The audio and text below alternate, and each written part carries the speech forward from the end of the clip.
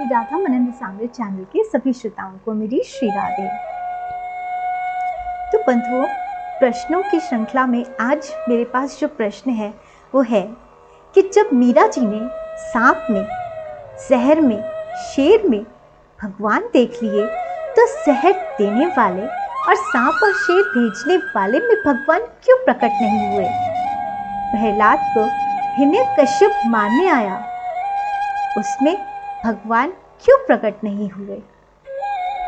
ये प्रश्न मेरे लिए भी बहुत नया था, लेकिन जहाँ तक मुझे समझ में आता है इसका सबसे बड़ा कारण है भाव। आप सांवरे को जिस भाव से भजेंगे आपको वैसे ही मिलेंगे। मीरा जी और प्रहलाद का भाव था कि सांवरा उनका रखवाला है और राणा का भाव था देखते हैं इसकी रक्षा कैसे होती है, और हिरण्यकश्यप का तो शत्रु भाव था ही, तो भगवान ने उन्हें वैसे ही दर्शन दिए। मीरा जी और प्रहलाद की रक्षा की और राणा को बता दिया कि रक्षा करने वाला मैं हूँ, और हिरण्यकश्यप को तो नरसिंह बनकर मार डाला। जबकि रावण जब राम बनकर सीता जी के पास जाता था तो वो सीता जी की ओर आंख उठाकर देख भी नहीं पाता था। राम जी का नाम का आश्रय और राम जी के वेश का आश्रय लेते ही रावण के अंदर राम के गुण आ जाते थे और वो सीता जी को आंख उठाकर देख भी नहीं पाता था। लेकिन फिर राम नाम का आश्रय और राम वेश का आश्रय छोड़कर वो फिर से अपने अहंकार और अवगुणों के वशीभूत हो जाता था। तो जहर, शेर, सांप ये सब भगवान ने बनाए हैं, लेकिन मनुष्य की वृत्ति मनुष्य का विवेक बनाता है। 3 गुणों को, सत्गुण, राजस और तामस, इन तीनों गुणों को तो भगवान ने ही बनाया है, लेकिन ये अधिकार भगवान ने मनुष्य को दिया है कि वो किस गुण को अपने जीवन में प्रधान बनाता है, किस गुण का आश्रय लेता है, और जैसा गुण वैसी वृत्ति, और जैसी वृत्ति वैसा भाव, और जैसा भाव वैसे भगवान। मेरे गुरु महाराज कहते थे कि भगवान पल पल आपके भाव के अनुसार बदलते हैं, इसीलिए मनुष्य को एक निष्ठ दृढ़ भाव को बहुत महत्व देना चाहिए, लेकिन भाव शुद्ध और सत्य भी होना चाहिए। भाव ये ना हो कि भगवान सिर्फ मेरे हैं, दूसरे को ठुकराकर सिर्फ मेरे पास आ जाएं, क्योंकि इस भाव की सिद्धि नहीं होगी, क्योंकि ये असत्य है। और सत्य तो ये है कि भगवान सभी के साथ हैं। भगवान में अनन्यता का अभाव है।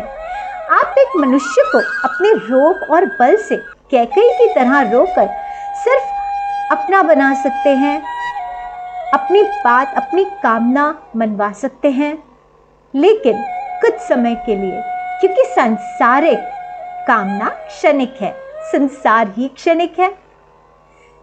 उसके बाद तो सांसारिक कस्में, वादे झूठे और सहारा सिर्फ खाटू वाले का। तो भगवान को जो सदा के लिए बंधन में बांधता है वो एक निष्ठ भाव से किया गया प्रेम, भगवान में विश्वास और सच्ची श्रद्धा। आप दृढ़ होकर जिस भाव से भगवान को भजोगे वो वैसे ही भाव में आपके साथ खड़े हैं।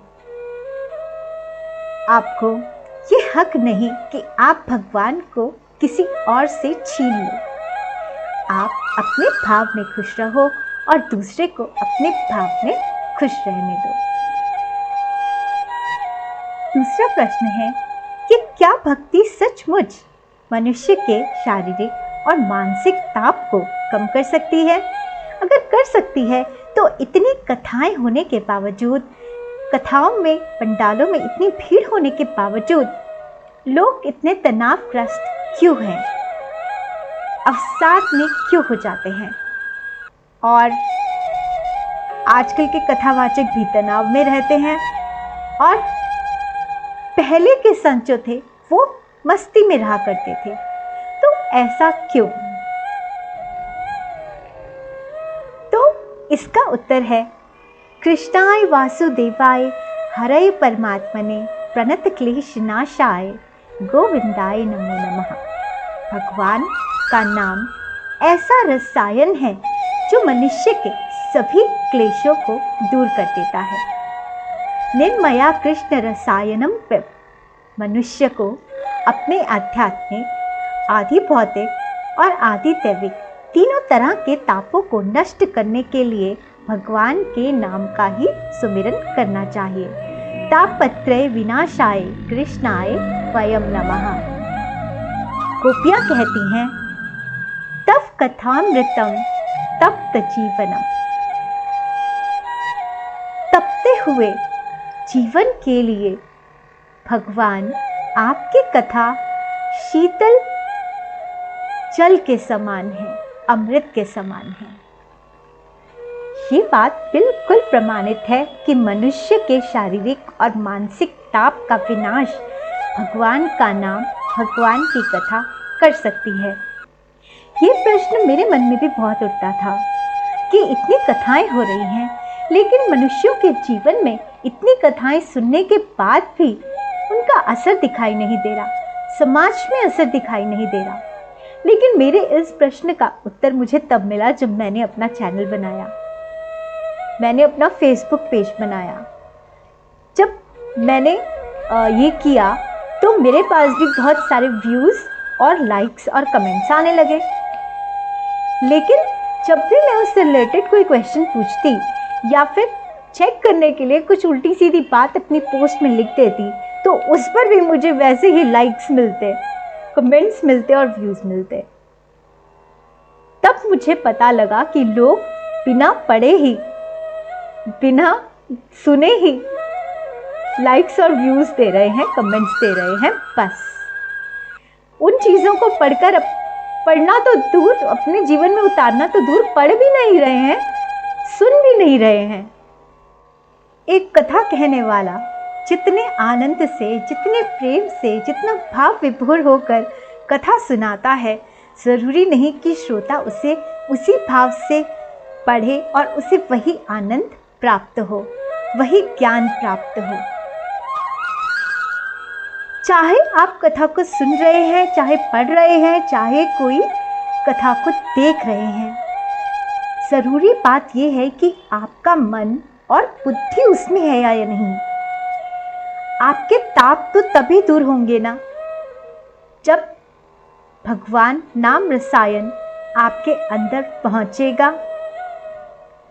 दवाई मुंह में लेते ही वॉमिट कर देने से या फिर डॉक्टर से दवाई लाकर घर में रख लेने के बाद तो रोग ठीक नहीं हो जाता। कथा मन से श्रवण नहीं करेंगे, बुद्धि से चिंतन नहीं करेंगे, मनन यानी अपने मन के अंदर जाकर टटोलेंगे नहीं, तो हमें कैसे पता लगेगा कि हम भगवान का ही एक अंश हैं और भगवान से युक्त हैं। यदि आप ये जान जाते हैं तो आप जान जाते हैं कि ये शरीर हम नहीं हैं, ये मन और ये बुद्धि भी हम नहीं हैं, हम तो परमात्मा का अंश हैं, आत्मा है। और शारीरिक और मानसिक तनाव से ऊपर उठकर आत्मा के आनंद में स्थिर हो जाएंगे।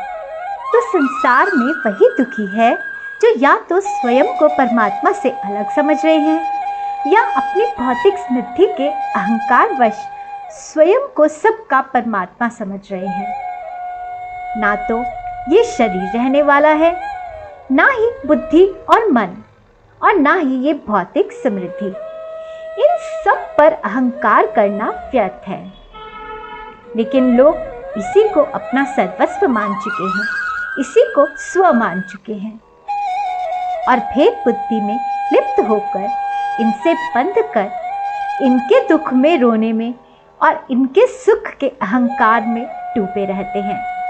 आत्मा के आनंद को प्राप्त करना तो भूल ही जाते हैं, जो कि जीवन की असली सार्थकता है।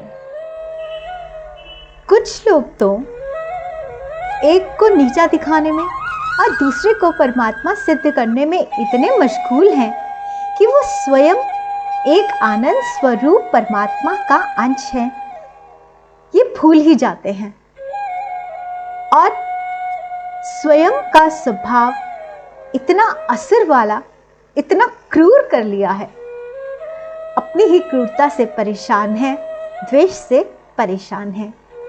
जैसे पॉलिटिकल पार्टीज होती है ना, एक दूसरे को ये कहना वो कहना।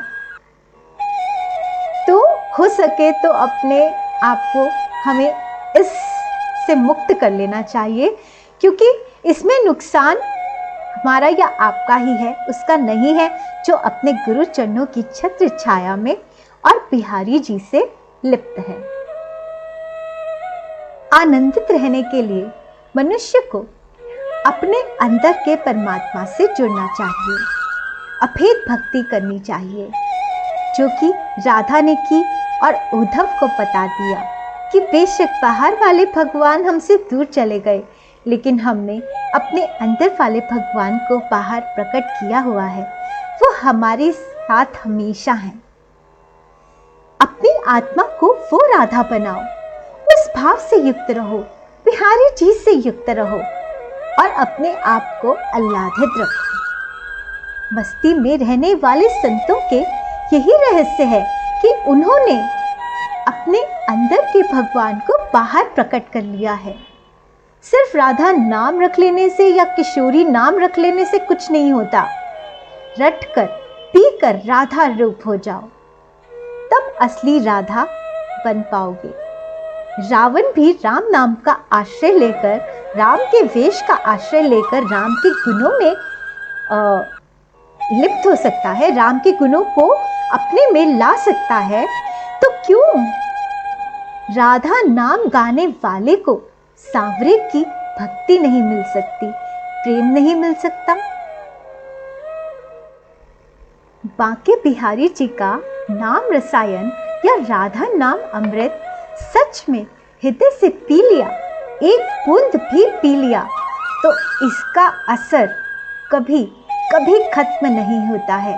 जन्मों पर जन्म निकल रहा है। ये एक बूंद में असीम सिंधु समाया है। जो बिंदु में सिंधु नहीं ढूंढ पा रहा, वो बाहर के सिंधु में भी प्यासा ही रह जाएगा।